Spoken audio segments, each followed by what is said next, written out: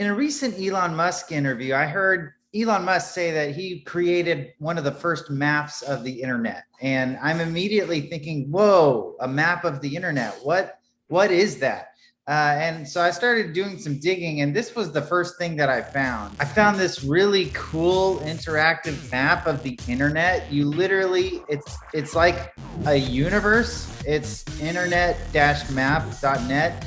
And the closer you get in, you can see like the websites with the most traffic.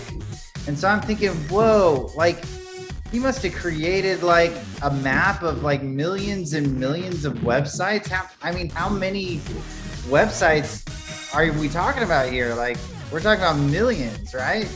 Well, then I did some more digging and I realized, oh, it's a map of the internet. It's not like a map of the internet. It's like an actual map, like of a city that's located on the internet. So I did a little bit more digging and found out that what he was talking about was his first company called Zip2. A lot of people don't even realize that he had another company before PayPal. They kind of think PayPal was like his first company that he co-founded. It was originally just X.com.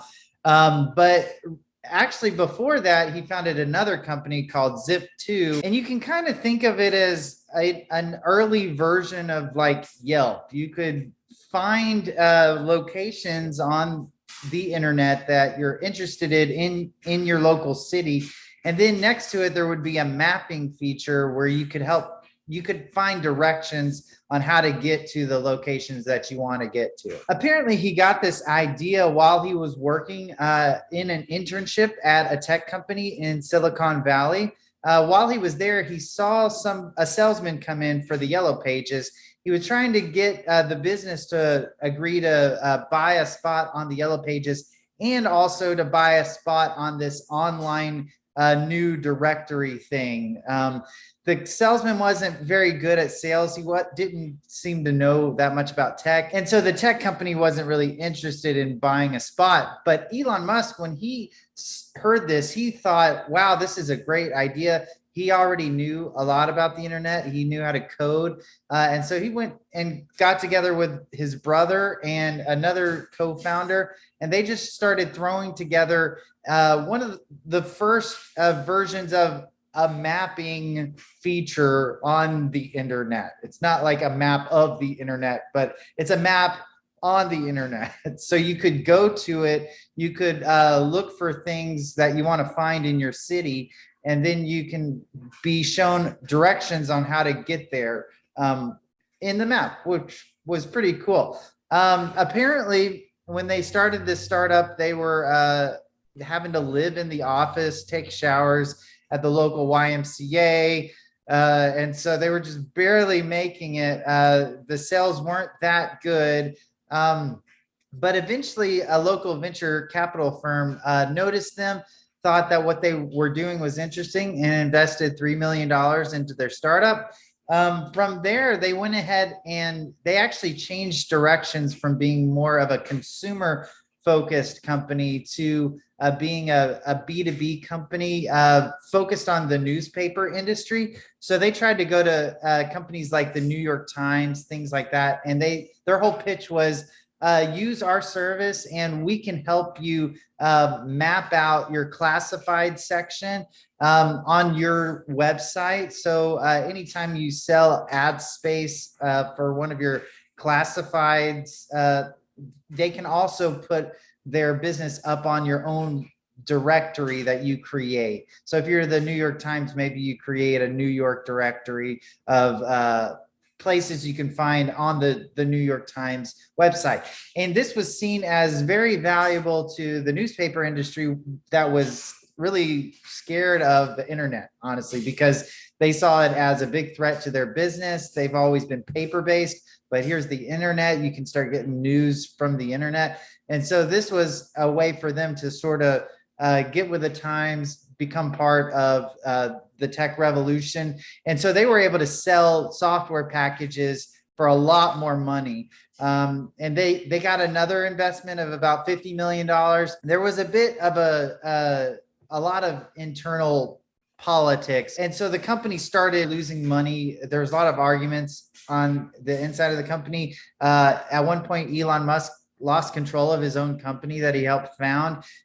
He was still allowed to be the chief technology officer, but the investors wanted to bring in a real CEO to manage the company. And so that brought a lot of frustration. But in the end, a company called Compact Computer Corporation offered to buy the company for over $300 million. Apparently, Elon Musk didn't want to sell, but everybody else had control of the company and they decided to sell without him. It left Elon Musk a little frustrated, but in the end, he ended up with $22 million. He was able to use that money. He went on to go help co-found PayPal. And then that sold. After PayPal was bought out by eBay, Elon Musk made about $170 million. Then he used that money. He went all in again with business. He started Tesla. He started SpaceX, Solar City, and the rest is history. So there you go. That's all I learned about this first startup of Elon Musk that I thought was really interesting. I discovered it by accident, thinking that he created a literal map of the internet, but it's really like a map located on the internet.